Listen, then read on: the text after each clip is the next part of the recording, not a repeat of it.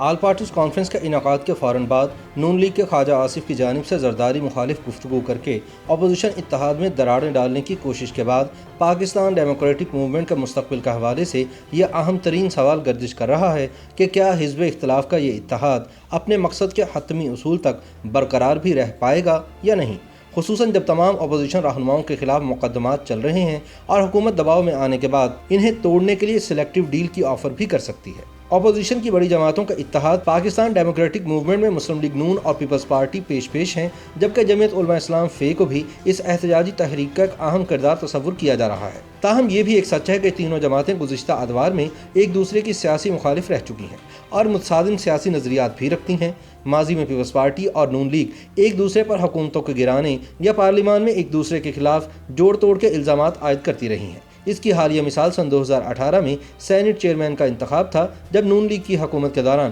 Peoples party نے تحریک انصاف کے ساتھ مل کر مشترکہ امیدوار لانے کا فیصلہ کیا تھا اور اس انتخاب میں نون لیگ کو شکست ہوئی تھی۔ تاہم اگلے ہی سال جب پیپلز پارٹی اپنی ہی مدد سے منتخب ہونے والے اس چیئرمین سینٹ کے خلاف متحدہ حزب اختلاف سے مل کر عدم اعتماد کی تحریک لائی تو اکثریت رکھنے کے باوجود نون لیگ سینٹ چیئرمین کو ہٹانے میں ناکام ہوئی، جس کا مطلب یہ تھا کہ کچھ اپوزیشن سینیٹرز نے اپنی جماعتوں کے خلاف ووٹ دیا۔ ایسی صورتحال میں پاکستان ڈیموکریٹک موومنٹ کے حوالے سے یہ سوال گردش کر رہا ہے کہ کیا حزب اختلاف کی ان سیاسی جماعتوں میں بامعنی اتحاد بن پائے گا یا پھر ان کے درمیان موجود دراڑیں وقت گزرنے کے ساتھ ساتھ گہری ہو سکتی ہیں۔ یہ سوال خصوصاً اس وقت کھڑا ہوا جب سابق لیگی وزیر دفاع خواجہ محمد آصف نے ایک ٹی وی چینل پر بات کرتے ہوئے کہا کہ وہ سابق صدر آصف علی زرداری پر اعتماد نہیں کرتے۔ ان کا کہنا تھا کہ کچھ لوگوں کو معلوم ہے کہ میں کس تناظر میں بات کر رہا ہوں، میں بار بار یہ کہوں گا کہ میں ان صاحب پر اعتماد نہیں کرتا۔ تاہم نون لیگ کے قائد نواز شریف نے ذاتی طور پر خواجہ آصف کے اس بیان کا نوٹس لیتے ہوئے اسے سختی سے رد کر دیا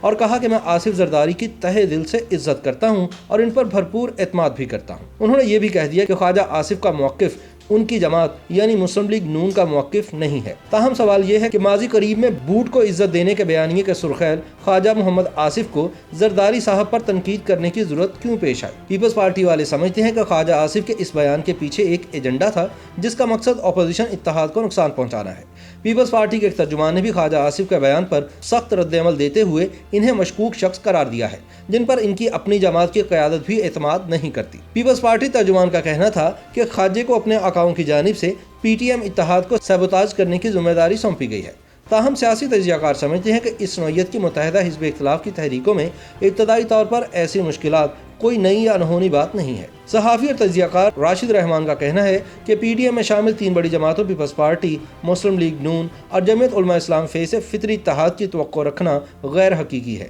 راشد رحمان کے مطابق ان تینوں جماعتوں کے اختلافات کی ایک تاریخ ہے اور اس کی وجہ سے ان جماعتوں میں ایک دوسرے پر عدم اعتماد رکھنے والی آوازیں بھی موجود ہیں۔ تینوں جماعتوں کے حالات بھی مختلف ہیں، تاہم اہم بات یہ ہے کہ ان تینوں اور حزب اختلاف کی دیگر جماعتوں کا باہمی مفاد اس وقت اتحاد میں ہی ہے۔ اس طرح وہ ایک دوسرے کی طاقت کو استعمال کر سکتے ہیں، اس لیے اختلافات پر ضرورت حاوی ہو جاتی ہے۔ ان کا کہنا تھا کہ یہی وجہ ہے کہ نواز شریف نے اپنی جماعت کے رہنما کے بیان سے خود کو اور جماعت کو علیحدہ کرنے میں دیر نہیں لگائی۔ سینئر تجزیہ کار مجیب الرحمان شامی بھی راشد رحمان سے اتفاق کرتے ہیں اور کہتے ہیں گو کہ اپوزیشن اتحاد میں دراڑیں پہلے سے موجود ہیں، لیکن اب یہ مزید بڑھیں گی نہیں بلکہ آہستہ آہستہ کم ہوں گی، کیونکہ حالات کو دیکھتے ہوئے نواز شریف، آصف زرداری اور مولانا فضل الرحمان یہ طے کر چکے ہیں کہ اتحاد کی فضا کو برقرار رہنا چاہیے۔ یہی وجہ ہے کہ نواز شریف نے فوری طور پر خواجہ آصف کے بیان سے دوری اختیار کی۔ راشد رحمان کا مزید کہنا تھا کہ آصف زرداری مخالف بیان دینے کے باوجود چونکہ خواجہ آصف کو خود بھی نیب کی طرف سے طلبی کا نوٹس آ چکا ہے،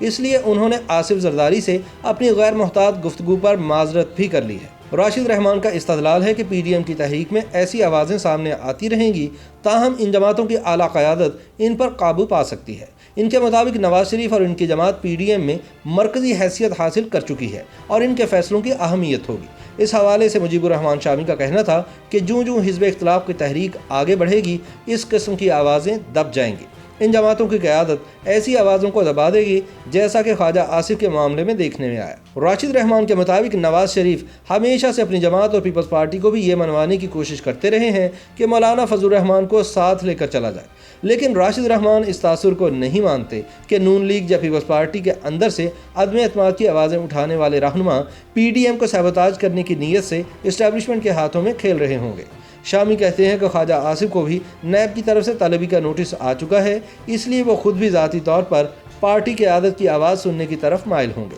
یہ بنیادی طور پر ان کا ماضی ہے اور اس کے تلخ تجربات ہیں جن کی وجہ سے ایسے بیان سامنے آ رہے ہیں، اس سے زیادہ فی الوقت کچھ نہیں۔ تاہم ان کا کہنا تھا کہ اسٹیبلشمنٹ اس قسم کے مواقع کی طاق میں رہتی ہے تاکہ مخالف تحریک کو نقصان پہنچایا جائے۔ ذرائع کا کہنا ہے کہ خواجہ آصف کے بیان پر پیپلز پارٹی کی قیادت نے نواز شریف سے تحفظات کا کھل کر اظہار کیا تھا۔ اس کے بعد نواز شریف نے جماعت کی مجلس عاملہ میں بھی خواجہ آصف سے معاملے کو ختم کرنے کا کہا تھا۔ حکومت مخالف تحریک کے مستقبل کے حوالے سے تجزیہ کار مجیب الرحمان شامی کا استدلال ہے کہ متحدہ حزب اختلاف نے تحریک کے لیے درست وقت کا انتخاب کیا ہے اور وہ حکومت کو مشکل میں ڈال سکتے ہیں۔ عوام پہلے ہی مہنگائی اور بدعنوانی اور معاشی بحران کی وجہ سے پریشان ہیں اور حزب اختلاف نے 2 برس کا عرصہ انتظار کرنے اور حکومت کو کارکردگی دکھانے کی مہلت دینے کے بعد تحریک چلانے کا فیصلہ کیا ہے۔ مجیب الرحمان شامی کے مطابق مذہبی جماعتوں کے پاس تحریک کے لیے لوگوں کو باہر نکالنے کی صلاحیت نسبتاً زیادہ ہوتی ہے، تاہم پی ڈی ایم کے جلسے جلوسوں کے ساتھ ساتھ نون لیگ کے متوالے اور پیپلز پارٹی کے جیالے بھی